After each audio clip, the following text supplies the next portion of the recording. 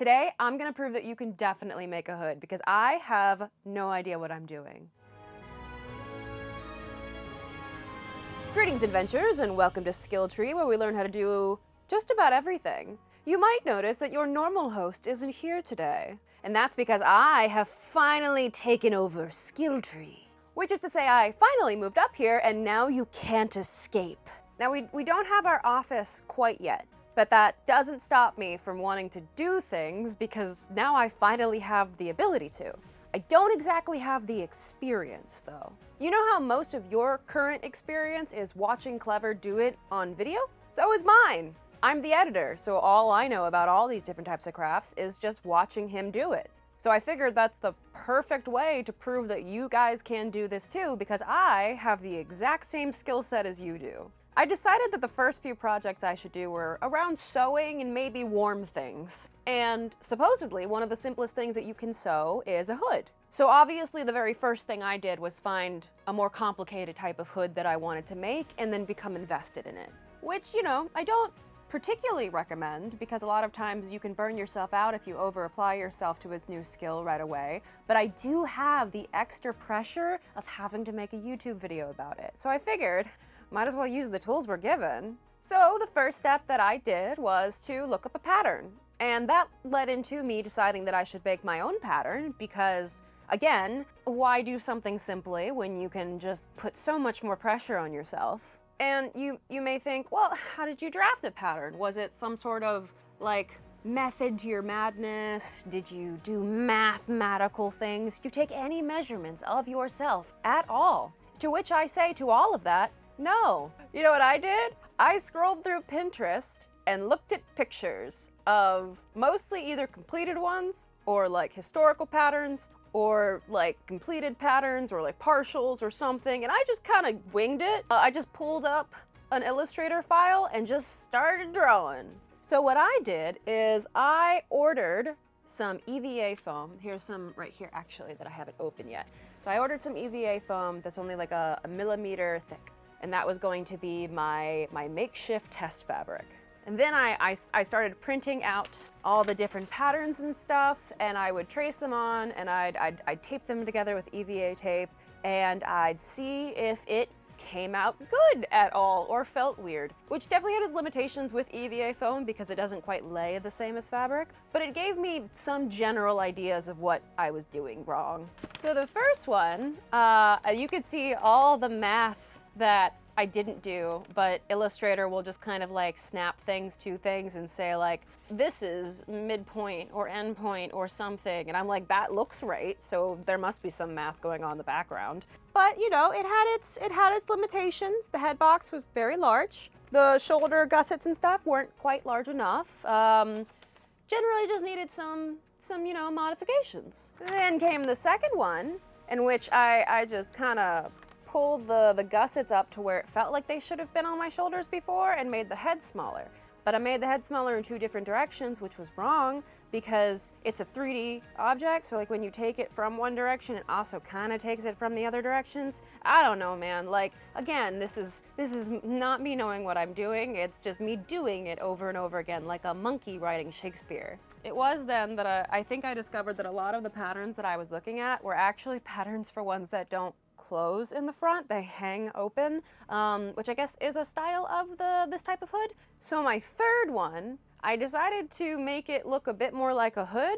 I stared at a lot more pictures of other types of hood patterns and ended up with this, where I pulled it forward and back so I wouldn't have to add more gussets, and just generally made it look more natural and human rather than like a box on top of another box. And that's the pattern that I went with, and it worked pretty well. You'll see for the last ones, there's also a seam allowance added to it, which is 1 centimeter. But I had used up all my foam on the second iteration of the hood, so I decided it was time to move on to fabric. And you may be saying, Maddie, don't waste your really, really good fabric on like a thing you don't know if it's gonna work. In which I say, I do some smart things, come on guys. In which case I bought way too much muslin fabric. Muslin is like a cheaper cotton, I assume. It's a little thinner, easier to work with. It takes like ironing and pinning and everything super well. I bought 5 yards of it because I don't have an idea of how much a yard is. But with my 5 yards of muslin, I laid down my new pattern and cut out all the different pieces that I wanted to test. With those pieces cut out, I was able to pin them together roughly, not really caring about seam allowance right now. I'm mostly just trying to get a feel if my new pattern, since I haven't tested it with foam, is correct in any way. Once I tested that and it looked like it was gonna work, then I put in the effort of actually sewing it together. This is another place where I probably should have looked up how to do a thing. So way back when, I tried to make a dress before a LARP, and I had friends who knew what they were doing, who were trying to coach me through how to sew together like that basic one, like dress that it fits perfectly on like a yard or two of fabric or something with those big gussets on the sides. And I realized that I never did figure out how to sew on gussets correctly. It's the point that messes me up. It's making the two triangles go together in a way that doesn't make the fabric wonky or pushes it out weird. So I just kind of winged it with the muslin part of this, and then afterwards realized that I probably should look up at least a reference image because it wasn't working. I think I was trying to so perfectly match up the seam allowances that at first, like, I would cut the triangle higher on the main part of fabric so that it would match up the whole thing. And then the second part, like, I ended up almost pushing the tip of the gusset through the hole at the top of the main fabric. The way that you're supposed to do the gussets or gores or there's a lot of different names for stuff. I think gores may be like more squarish pieces that go in different places, and gussets are when you put a thing in a triangle. I'm not particularly sure. Another thing I could have looked up, but you know, why do things the right way? How I ended up having to do the gussets is you basically iron down the main piece of fabric so that it tapers out into that point. And then for the gusset, you want that point to be where your original measurement ends for the tip of the gusset, not including the seam allowance. For me, I found it a lot easier to go at it from the side, especially getting that like little, like where the main fabric gets very narrow. Me doing the gussets wrong did teach me to go back and finish the seams because I didn't like how they looked. So I was like, aren't I supposed to do something else with them as well? And maybe that can cover this up. So I decided to sew down my seams so they wouldn't fray and all that stuff. This one I did look up, mostly just pictures, and then I just assumed I knew what I was doing, like always. So I ended up going with a single and a double welt seam finish. For the single ones, I did it in places that I didn't really care if they shaped the fabric more, like the sides of the gussets. If anything, I want them to hold their structure more because it helps with the curve, helps it have curves. And I assumed that having double layers of fabric on top of each other would make it do that. For the double welt, which is where you fold it open and then sew both sides, I figured that would help it lay flatter and get in the way less. So I did that for things that I wanted to kind of be more flexible, like the back of the hood where it's like on top of your head, anywhere that I want it to kind of round nicely. But that does become a thing that I take on to the rest of everything. I wasn't really thinking about finishing my seams until I made that mistake, and I was like, I gotta cover that mistake up. Wait a minute, isn't there something I'm supposed to do with the rest of this fabric that's hanging off besides just cut it off? And there was a thing.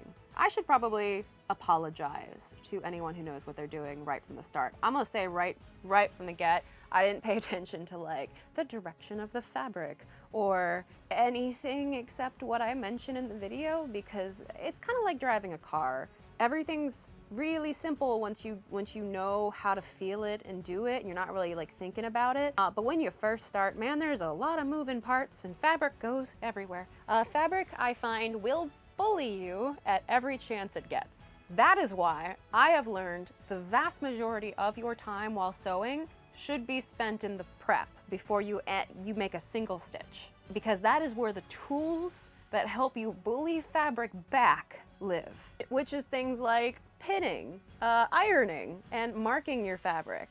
I didn't have anything to mark my fabric besides like a pencil until the very end. I didn't find where Clever kept his fabric chalk, so There's a lot of wing in it when it comes to like trying to cut things out correctly or mark things, and it shows. I think as soon as you don't have one of those three things, you feel the lack. And when you finally get them, you feel the difference. So once I had the gusset sewn on, really the only thing left to sew is the Liripipe and the back of the hood, and that's all one continuous line. And then I can just throw it on the dummy and see if it pulls together correctly, if it looks like I'll be able to fit buttons, if it falls the way I want to. I joke about not really looking stuff up and not knowing what I'm doing a lot, but it is really fun just having the time to do a project by myself and figure it out and kind of like pick it apart with my brain. And it also gives Clever the chance to, I don't know, actually relax and do something other than a video every single week. Speaking of, what are you doing over there? Oh, well, I started by trying to learn how to make my own glue, but then I've moved on to trying to make a cipher for when we do like puzzles at events and stuff. Wait, what? Right, I should probably explain. It's all because of this, the book, The Ultimate Guide to Rebuilding a Civilization. This is from today's sponsor, Hungry Mind, and honestly, it is probably the coolest book I've ever seen ever. It's so great.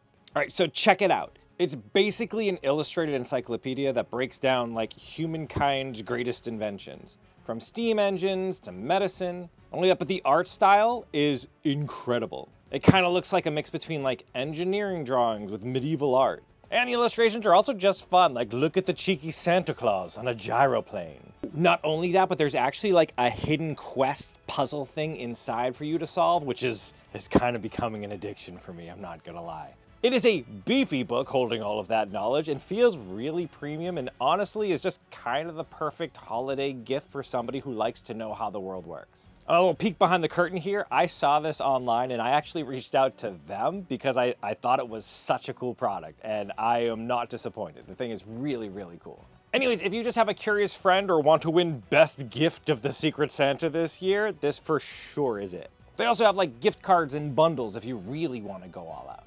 Anyways, if you're interested too, just use the link in the description and make sure you use our code SKILLTREE to get 10% off. All right, now leave me alone. I'm reading. I'm actually kind of jealous that he just gets to have it because the small amount that I've looked through it, it's full of really, really cool stuff.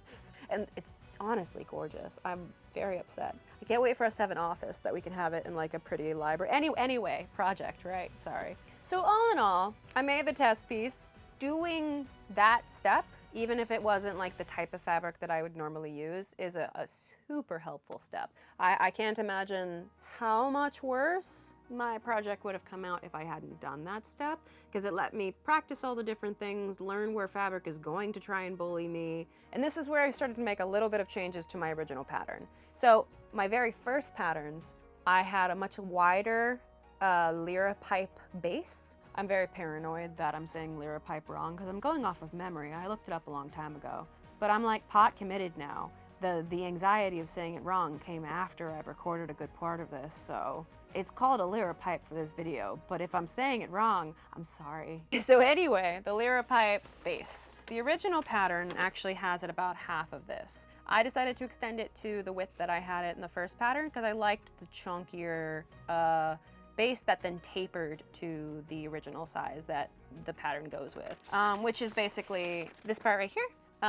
You'll see that it starts off at a wider bit and it goes to a narrow bit. That is all. That is the math. The wider bit is twice the width of the base, and that is simply because it wraps around it, and also because this will become 2 parts, so it is twice it. Math.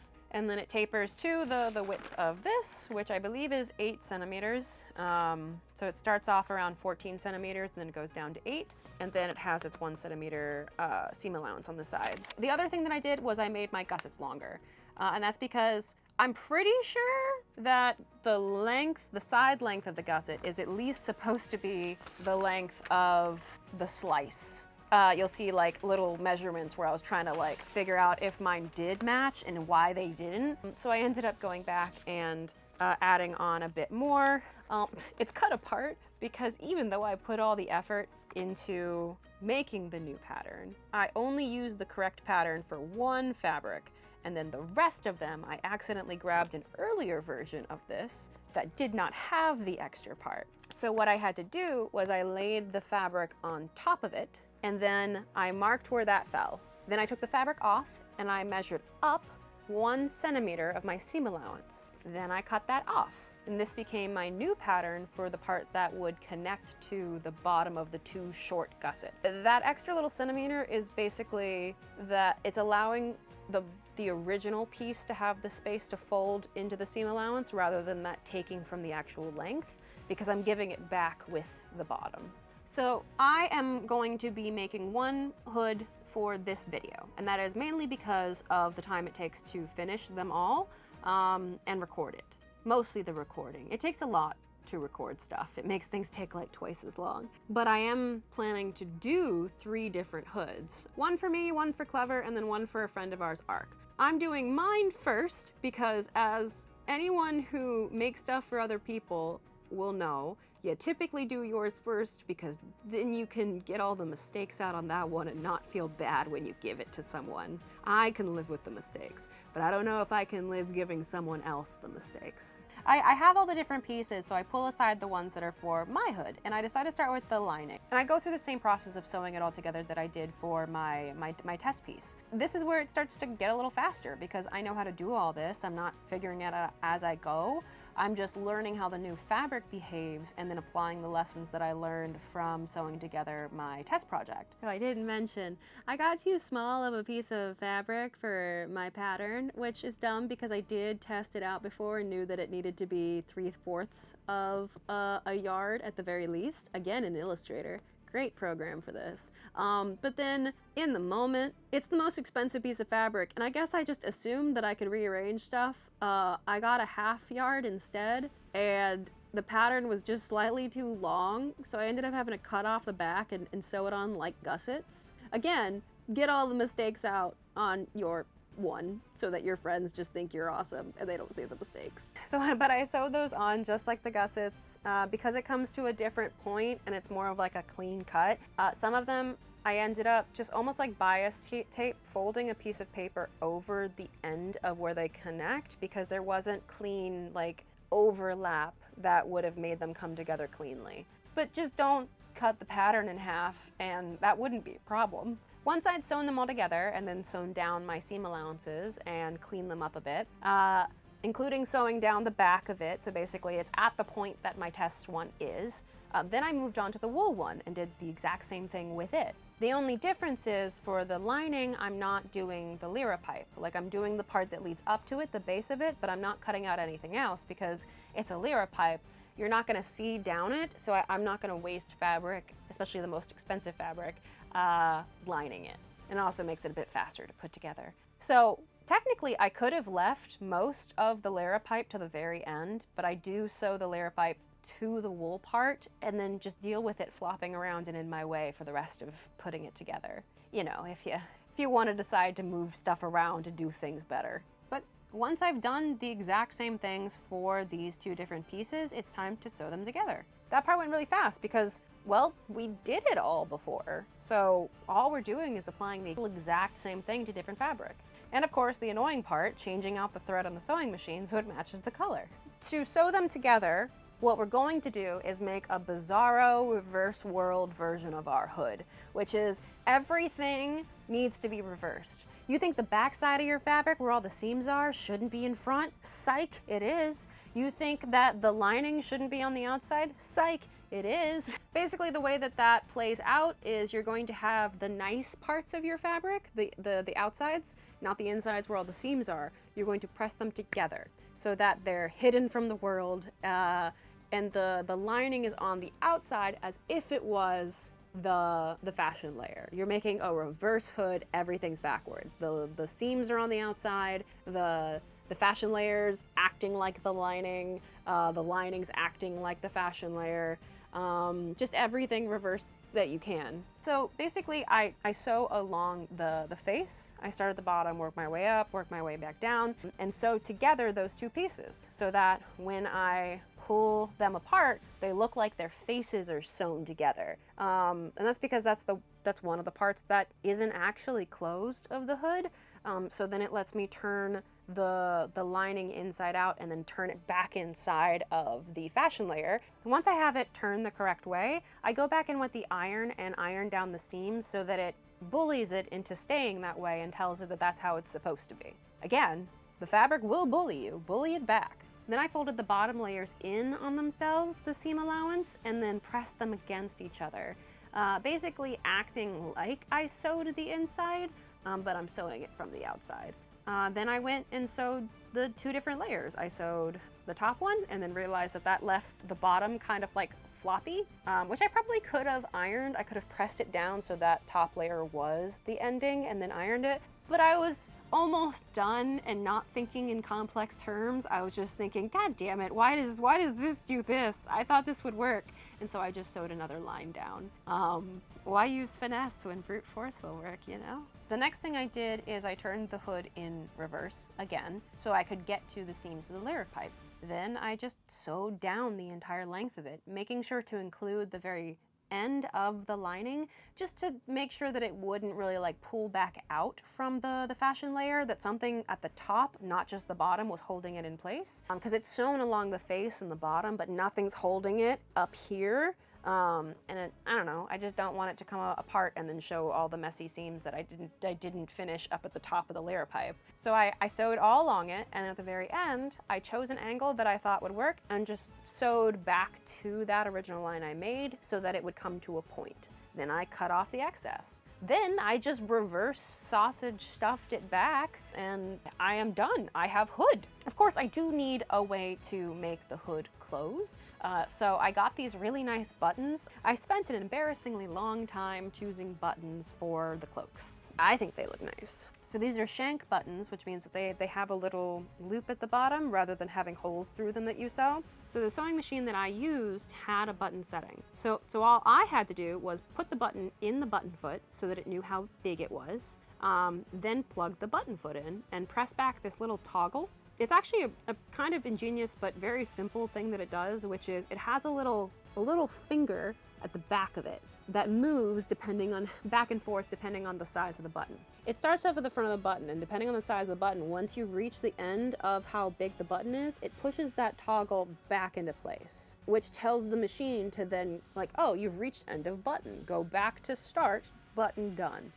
It does mean that you have to press the toggle every single time that you are making a new button, which I learned. It's a little thing, but the things that you don't know when you've never done it. But once you've learned how to do that, like I was popping up buttons like that. I also just kind of ended up using the edge of the toggle and the little ending of the button. I would match those up to the edge of the fabric and the top of the previous buttonhole, and I used that as my spacing, and it seemed to work well. I'm not sure if that's on purpose or if I just got lucky, but I did do measurements before of where I wanted my buttons to fit. They just stopped mattering once I saw something new and shiny. So what I found worked, and this is another thing that I actually looked up, guys, you don't have to be too proud of me, is you tie a knot into the end of the string. We're to hand sewing now, by the way, if you didn't catch on. You tie a knot, and then you make sure you like pinch the fabric a little bit and like rub it a little bit to make sure the lining is not where you are sewing. You're only sewing the fashion layer, so you kind of want to like shuffle it down out of your grip. Then you're going to have that point that you want your button to center on. You're going to dig the needle in and immediately back up, so you're just like taking a little bite of the fabric, and then you're going to pull until the knot catches. Clever had a really good way of making the knot catch even if the knot ended up pulling through the fabric anyway, which is when you're hand sewing, you have 2 threads. When you tie a knot, you can when you're coming back, you can put the needle through the 2 threads, so you're actually like looping, like the knot can't pull, there's thread there now. So you're basically like, you're making a little catch, which I was very useful. So then you loop it through the button, which doesn't even have to be against the fabric yet. I just looped it and then let it hang on the string. And then I went back in and took another of the exact same bite and pulled it tight. And that pulls the button to there. Then you just repeat the same thing over and over again. I found it was helpful to kind of pinch exactly below the button and then just loop it through the button, loop it under the fabric. Through the button, under the fabric. You're only going in one direction for it, and it keeps it from being messy. You're going through the hole at the bottom of the shank, under the fabric, through, under the fabric, over and over again. And then when you're done, you think that there's enough, then you just put the needle through the loop and then before you pull it through, when there's still that loop of fabric coming into the hole, you pull the needle back through between that in the loop you made, so that when you pull it, it makes a knot and tightens. Make sure to do it a few times because, as we all know, double knots are when actual knots stay, otherwise it can untie. And that's how you put in a button. So I just did that over and over again, getting progressively more overconfident with it. I am now amazing at buttons, guys. It's funny how the things that you're most worried about sometimes end up being the thing that's the easiest. Then I was done. And check it out. Look at this hood. Look at this beautiful hood. I made this. I am a maker now. I have done, oop, hold on. I don't think I've ever, like I've made stuff on the channel before, but I've never done something that actually took a lot of time because I've only ever been here for like a weekend. Like this was something that I feel like I made a nice thing, like a thing that I can't button it up because the mic, but like you can, I'll show pictures of kind of what the different ones look like. It falls really nicely. It's so cozy. The linen and the wool makes it so it never really gets hot, but it feels like it would be really warm if you were in the cold. Like it's very insulating. The Liripipe is beautiful and long. You can button it all the way up and hide your face if you don't like people. Or, you know, I guess show your face if you're just looking to stay warm. Or you can take it off your shoulders completely, turn it around, button it all the way up, flip the rim, and turn it into a jaunty hat. Look at that sassy hat. Look at her go. Sorry, it just makes me feel really sassy. It's just got that hair flip energy, man. Bet you could use it as a weapon. But yeah, I think like this is really nice and it looks really cute and I made it. And it's honestly like, it took time, definitely. Like, especially figuring it out and kind of getting comfortable with everything. But I wouldn't say that any part that I did was particularly hard. Probably the hardest part was just like, I don't know, like making the pattern, because that was just a bunch of more conceptual stuff. And even that, like, you guys can have my pattern. That's the hardest step over. All you need is some fabric. And I greatly appreciate anyone who watches this that does know how to sew, letting me know any like major failings and such that I can improve, or terms and stuff that I got completely wrong, or things that I really should look up. But in the meantime, I made a thing, guys. Like, I made a cool ass hood with complex-ish shapes, lining, nice fabric. I made buttons. I'll never not be terrified of them falling off, but remember, literally, not even like a catchphrase or whatever. Anything that I can do, you guys can definitely do. Because sure, I have access to some of the materials and tools that Kit may have, but you see what I use, you see what I do. And I have never done anything like this before. I tried to make a cloak, and then I tried to make that dress, and that's pretty much like the sewing things I tried and didn't finish because I got overwhelmed by large amounts of fabric. I really do look forward to seeing if anyone else makes this too, because it's really nice, guys. It fits so nice. I just want to wear it in my daytime all the time. But in the meantime, keep leveling up, you.